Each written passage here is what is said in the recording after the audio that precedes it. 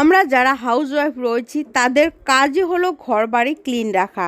বিশেষ করে কিচেন ক্লিনিংয়ের কাজে আমাদের দিনের অনেকটা সময় চলে যায়।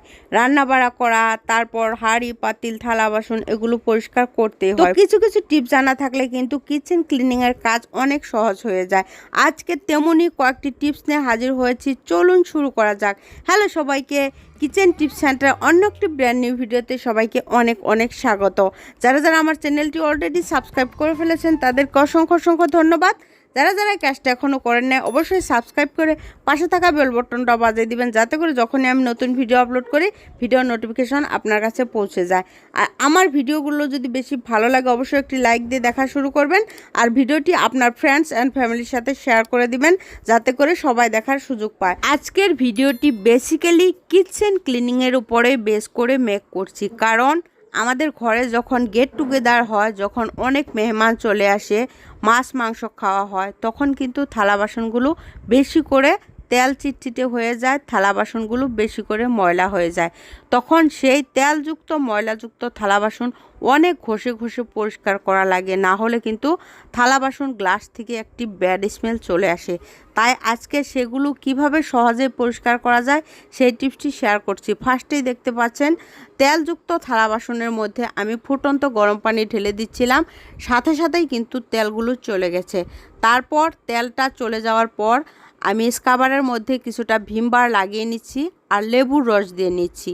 লেবুর রস দেওয়ার জন্য থালা বাসনগুলো যেরকমই তাড়াতাড়ি চকচকে হয়ে যাবে, তেল চিটচিটে ভাবটা চলে যাবে, পাশাপাশি কিন্তু থালা বাসনের মধ্যে সেই ব্যাড স্মেলটাও চলে যাবে, তেলের যে একটি গন্ধ আছে সেই গন্ধটাও চলে যাবে। নিমিষের মধ্যে একা হাতে আপনি অনেকগুলো থালা বাসন পরিষ্কার করে নিতে পারবেন। আপনার সময় কম লাগবে, আপনার কষ্টও কম হবে, আপনার পানির খরচটাও কম হবে, এতে করে আপনার চারদিকে লাভ হবে।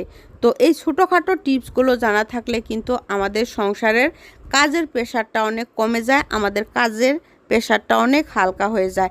যাদের কোনো হেল্পিং হ্যান্ড নেই, যাদের একা হাতে কাজ করতে হয়, তাদের ঘরে যদি মেহমান আসে তাদের কিন্তু অনেকটাই কষ্ট হয়, কারণ একা হাতেই সবগুলো সামলাতে লাগে।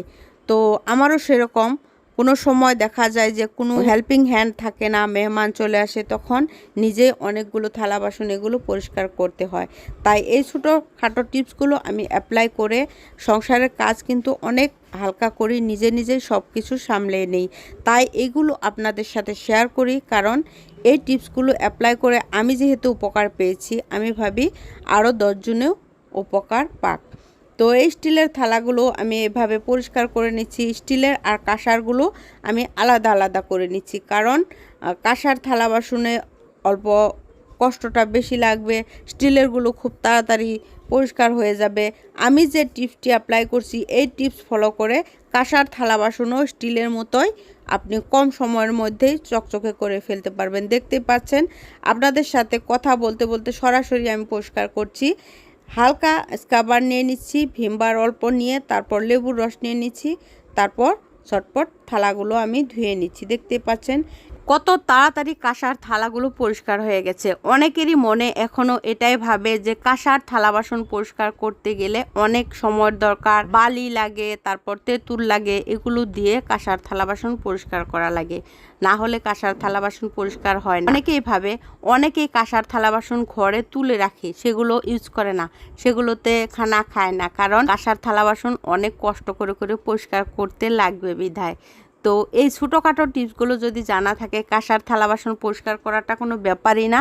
আশা করছি আজকের টিপসটি অনেকেরই কাজে আসবে। তো যাও যাক পরবর্তী টিপসে। এই হচ্ছে ইলেকট্রিক কেটলি।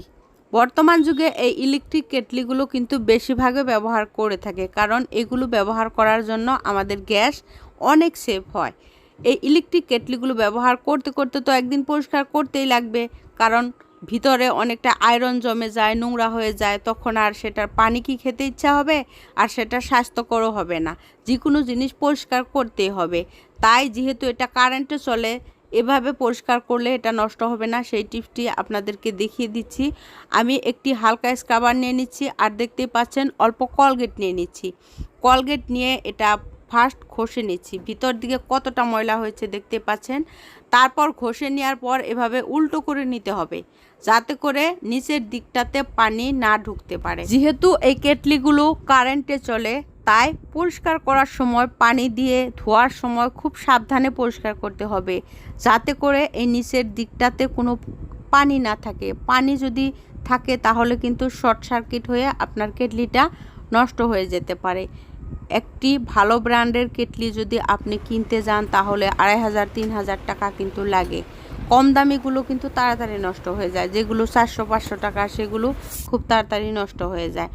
তো যখন পানি গরম করে ঠান্ডা করে রেখে দেব, তখন একটি টাওয়েল অবশ্যই উপরে রেখে দিবেন, যাতে করে কোনো টিকটিকে তারপর তেলাপোকা হাঁটাচলা না করতে পারে।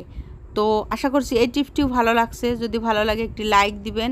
তারপর আরও একটি গুরুত্বপূর্ণ টিপস শেয়ার করছি। রান্নাঘরের যে আমরা হাঁড়ি পাতিল পরিষ্কার করি, এই স্ক্রাবারগুলো, আজকের স্ক্রাবারগুলো আমার খুবই পুরনো হয়ে গেছে, কারণ পুরনো স্ক্রাবার দিয়ে আমি পরিষ্কার করি, না হলে কিন্তু আমার ড্রাই স্কিন তো হাতটা অনেক ফাটা ফাটা হয়ে যায়। তাই এই পুরনো স্ক্রাবার দিয়ে আমি সবসময় পরিষ্কার করি। বাসন পরিষ্কার করা এই স্ক্রাবারগুলোও কিন্তু পরিষ্কার করতে হয়, না হলে কিন্তু এগুলোর থেকে একদম দুর্গন্ধ চলে আসে।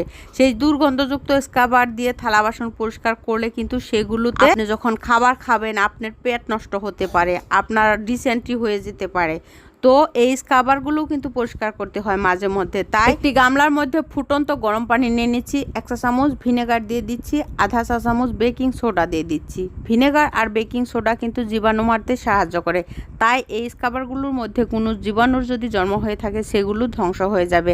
1 ঘন্টার মতো আমি ভিজিয়ে রেখে দিব। তারপর এইভাবে নিগড়িয়ে আমি এই বোতলের মধ্যে রেখে দিব, যাতে করে এগুলোর এক্সট্রা পানিগুলো নিগড়ে যায়। আজকের টিপসগুলোর মধ্যে কোনটি টিপস আপনার বেশি ইউজফুল বলে মনে হচ্ছে অবশ্যই কমেন্ট করে জানাবেন। আর আপনি কোথায় থেকে ভিডিওটি দেখতেছেন কমেন্ট করে জানালে আমি অনেক বেশি খুশি হব। আজকে এ পর্যন্ত, দেখা হবে পরবর্তীতে। ভালো থাকবেন, সুস্থ থাকবেন। Thanks for watching.